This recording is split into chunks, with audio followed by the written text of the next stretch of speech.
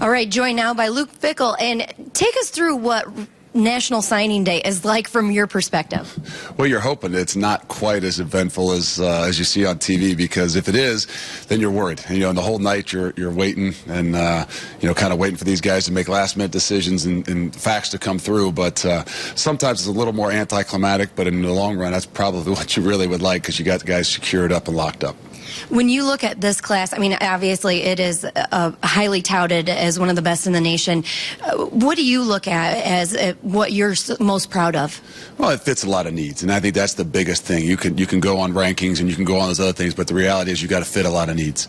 And to get a guy like Nick Bosa, who's going to fit a need of obviously his brother leaving and things like that, not only is it obviously well-rounded and ranked very high, but it fits a lot of the needs that we really need.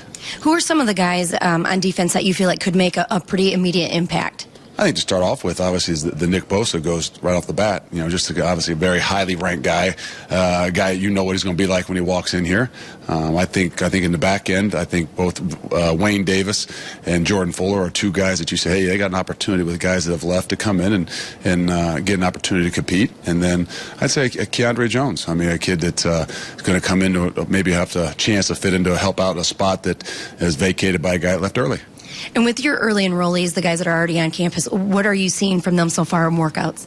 It's kind of tough, because this is really the first week we've really been back from off the road recruiting, and that's a tough time for those guys, because the reality is, they first show up on campus, and really the guys that recruited you best have been on the road for 3 weeks. So today was one of the first days, or this week was one of the first times we actually got to see them in workouts and have an opportunity to get our hands on them a little bit more. But they're all a little bit in culture shock, and but excited about the opportunity they got.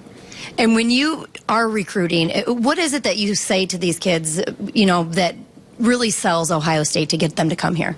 Well, if you want to be elite. And I think that's the number one most important thing, that we're looking for guys who are competitors and the guys who want to be elite and in the long run want to have an opportunity to obviously set themselves up for life after football, but have an opportunity to win a national championship, compete with the best on an everyday basis, and ultimately you become a Buckeye for life.